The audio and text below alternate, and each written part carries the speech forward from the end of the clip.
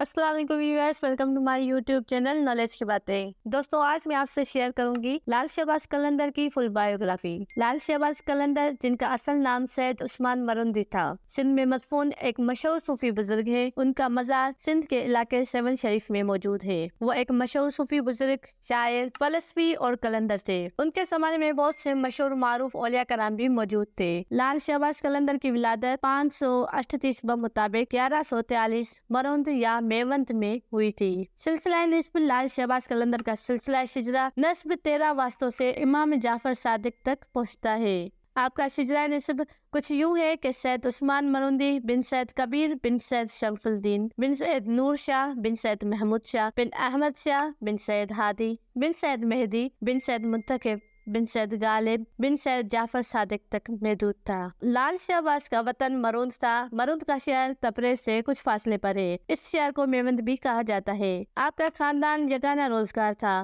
آپ کے والد ماجد سید کبیر اپنے وقت کے مشہور عالم تھے۔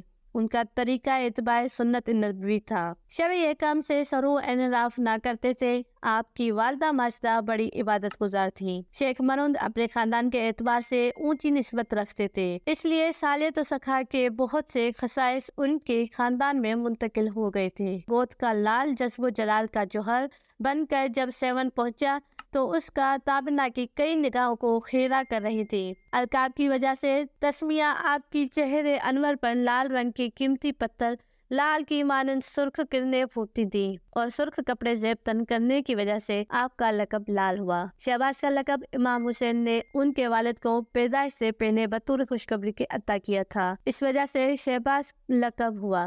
حضرت قلندر مرندی سیوانی کا سلسلہ قلندر حضرت امام زین العابدین کے واسطے سے سرور کائنات حضرت محمد مصطفیٰ صلی اللہ علیہ وآلہ وسلم تک پہنچتا ہے۔ اس کے علاوہ بہت سے تذکرہ نگاروں نے آپ کا سلسلہ طریقت قادر یہ بتایا ہے کہ دار شکوہ کا جو شجرہ تذکرۃ الفقراء میں درج ہے وہ عثمان مرندی کے واسطے سے شیخ عبدالقادر جیلانی سے مل جاتا ہے۔ حصول تعلیم عثمان بن کبیر المعروف شہباز قلندر تعلیمی ابتدائی طور پر حسب معمول اسلامی بنیاد اصول کے تحت تھی۔ شہباز قلندر نے محض 7 سال کی عمر میں ہی قرآن پاک حفظ کر لیا تھا۔ قرآن مجید حفظ کرنے کے بعد آپ نے بہت ہی قلیل عرصے میں مروجہ عربی فارسی علوم میں بھی مکمل دسترس حاصل کر لی۔ لال شہباز قلندر کی قابلیت اور عربی دانی کے سلسلے کا یہ ایک واقعہ بہت مشہور ہے۔ دوستو، حضرت لال شہباز قلندر جب ملتان میں تشریف لائے تو اس زمانے میں غیاث الدین بلبن تخت نشین تھا۔ غیاث الدین بلبن عارفون اور علماء کرام کا بہت بڑا قدردان تھا۔ جب اس نے قلندر شہباز کی آمد کی خبر سنی تو وہ بہت سے تعظیم و تواضع لے کر خدمت میں حاضر ہوا، جس سے اس کی عقیدت آپ کے ساتھ بخوبی ظاہر ہوتی ہے۔ تعارف پیش کرنے کے بعد اس نے آپ سے درخواست پیش کی کہ آپ ملتان میں قیام کریں، مگر آپ نے قیام ملتان کے سلسلے میں معذرت کر لی۔ بچپن میں ابتدائی منزلیں باپ کے سائے میں گزاری۔ آپ کے والد مشائخ تبریز میں بڑا درجہ رکھتے تھے۔ ان کی نگرانی میں آپ کی نشو و نما ہوئی اور تعلیم و تربیت کا اہتمام ہوا۔ اہل علم باپ کی وجہ سے حافظ عثمان کو اہل اللہ کی صحبتیں بچپن سے میسر آئی تھی۔ اس طرح فیض و برکات اور علم دین کے گہرے نقشے ان کے لوح دل پر ثبت ہوئے تھے۔ وقت آیا کہ ایمان و یقین کی ایسی دولت ہاتھ آئی کہ فکر تحریر کا ان پر دروازہ کھل گیا۔ بچپن میں ایسی مجالس میں شریک ہوتے تھے جن میں موت اور قیامت کے منظر یاد کو یاد کیا جاتا تھا، اور قرآن کی آیت کی تلاوت کی جاتی تھی جن کا تعلق حشر جزا اور سزا سے ہے۔ لوگوں کا حال عجیب ہوتا، آنکھوں سے آنسو بہتے، نفس کا محاسبہ کرتے اور فضا استغفار سے گونجتی تھی۔ نیکی اور راست بازی بچپن میں ان کا شعار بن گئی تھی۔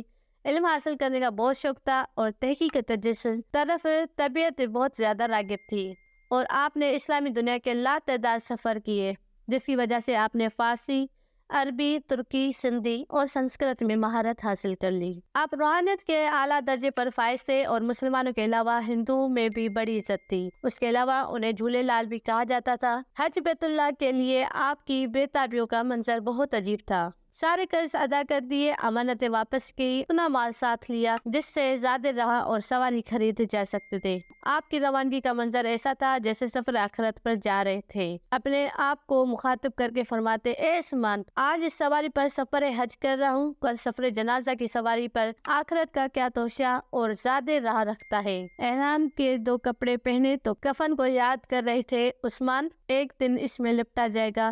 لبیک اللہم لبیک کہا، دل مضطرب تھا اور عرفہ کا وہ دن یاد کرتے اور آنکھیں آنسوؤں سے تر ہو جاتی جب اللہ تعالیٰ آسمان دنیا پر نزول جلال فرماتے اور اہل عرفات سے فرشتوں پر فخر کرتے۔ مدینہ منورہ سے روانگی، جب آپ مدینہ منورہ کی طرف روانہ ہوئے تو آپ کی حالت قلندرانہ تھی۔ بغداد کی طرف سفر حج سے فارغ ہوئے تو بغداد کا سفر اختیار کیا۔ یہاں بڑے بڑے علماء فضل موجود تھے۔ سندھ تشریف آوری، آپ سیر و سیاست کرتے ہوئے ابو علی قلندر کی خدمت میں جا پہنچے۔